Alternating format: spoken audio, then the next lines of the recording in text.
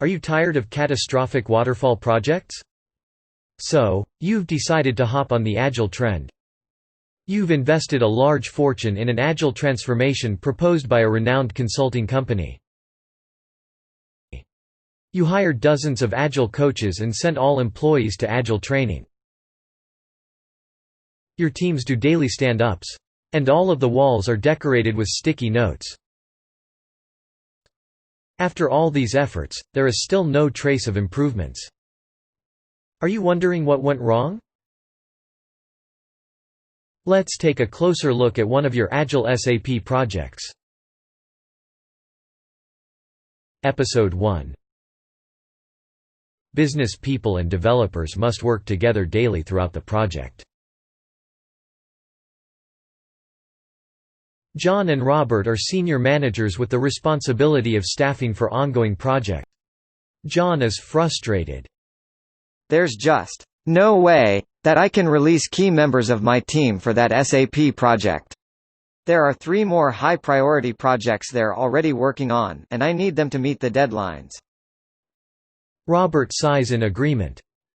Same goes for my department. We're absolutely screwed if they're not there for the month-end closing. Later, James, a key person in John's department, desperately looking at his calendar. Gosh, I can only do so many tasks at once. It would be great if there was some way to clone myself. The SAP project needs to wait until I have space in my calendar. He who follows 2 hares catches neither. Episode 2. Give the teams the environment and support they need, and trust them to get the job done.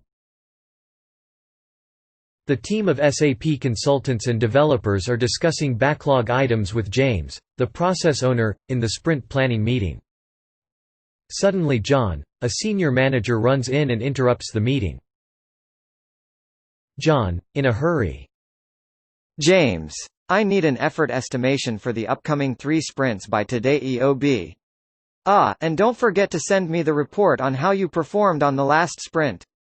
There is a top management meeting tomorrow. I don't want to look like I have no idea what's going on. James, snappy. Sure, I'll get those to you right away. Oh, and John, may I ask you to approve that feature in exchange? I have been waiting for your feedback for weeks. You can't make an omelette without breaking some eggs. Episode 3.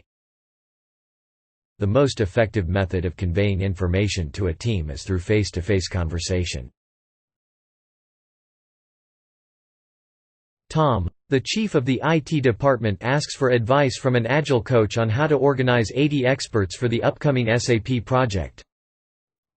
If we don't have a project manager and stream leads anymore, how can we coordinate so many people?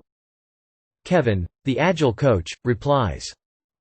Well, the experts can be organized into 8 teams. Within these teams there will be a team of teams with a representative from each team.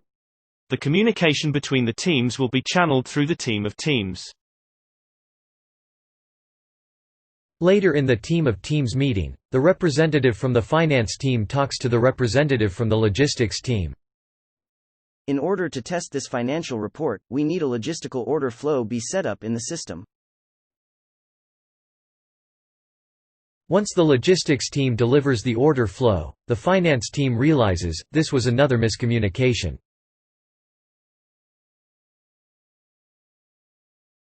Too many cooks spoil the broth.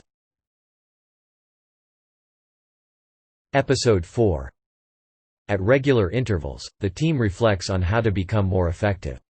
Then it tunes and adjusts its behavior accordingly. A team comes together for a retrospective meeting after a sprint. As usual, Eric, the Scrum Master, asks participants to share their thoughts on what needs to be improved in the next sprint.